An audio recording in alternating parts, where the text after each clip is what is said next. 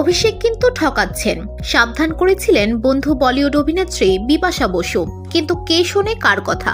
অন্ধ প্রেম শুনতে চাননি বলিউডের সুন্দরী নায়িকা, ফলও পেয়েছিলেন হাতে নাতে। সাবেক বিশ্বসুন্দরী ঐশ্বরিয়ার প্রেমে পড়ে সেই নায়িকাকে কার্যত ছুঁড়ে ফেলে দিয়েছিলেন বলিউড অভিনেতা অভিষেক বচ্চন। বলিউডের অন্দরে এই গালগল্প নিয়ে আজও হয় চর্চা, কে ছিলেন সেই নায়িকা। আসামের স্বাধীনতা সংগ্রামীর পরিবারে জন্ম নেওয়া অভিনেত্রীর নাম দীপান্বিতা শর্মা। তিনি মডেলিং দিয়ে শুরু করেছিলেন ক্যারিয়ার। কিছুদিনের মধ্যেই মেলে অভিনয়ের সুযোগ, আর এই অভিনয়ের সুবাদেই আলাপ হয় অভিষেক বচ্চনের সঙ্গে। জানা গেছে দীপান্বিতাকে দেখার পরেই নাকি প্রেমে পড়ে যান অভিষেক। তবে পুরো দুনিয়ার সামনে প্রেম স্বীকার করতে রাজি হননি তিনি। প্রথম দিকে বিষয়টি নিয়ে আপত্তি ছিল না দীপান্বিতার, তবে হঠাৎই তাদের সম্পর্কের মাঝে আগমন ঘটে তৃতীয় ব্যক্তির, আর সেই ব্যক্তি কেউ নন, অভিনেত্রী ঐশ্বরিয়া রায়।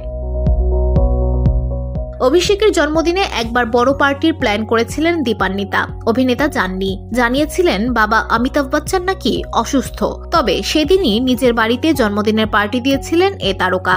আর সেই পার্টিতে হাজির ছিলেন অভিনেত্রী ঐশ্বরিয়া রায়, যেখানে আমন্ত্রিত ছিলেন না দীপান্বিতা। এদিকে একসঙ্গে মডেলিং শুরু করেছিলেন বিপাশা বসু ও দীপান্বিতা। এক রুমে থাকতেন ক্যারিয়ারের প্রথম দিকে। ঐশ্বরিয়ার প্রতি ক্রমে যে দুর্বলতা বাড়ছে অভিষেকের, সে বিষয়ে দীপান্বিতাকে সাবধানও করেছিলেন অভিনেত্রী। তবে ওই যে প্রেম অন্ধ, তা মানে না কোনো হিসাব। ধুলো, ময়লা ও ক্ষতিকর ধূলিকণা থেকে নিমিষেই মুক্তি দেয় চৌধুরী এয়ার পিউরিফায়ার। এর শক্তিশালী সাকশন ঘরের কোনায় কোনায় লুকিয়ে থাকা সকল ধুলা টেনে ফিল্টার করে এবং বের করে আনে নির্মল ও স্বাস্থ্যকর হাওয়া।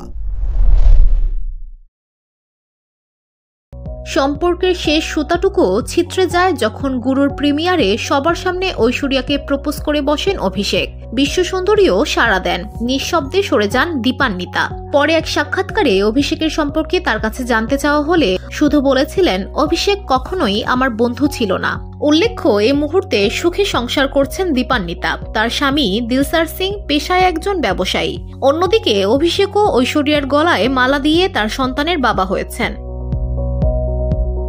VOD Bangla news desk.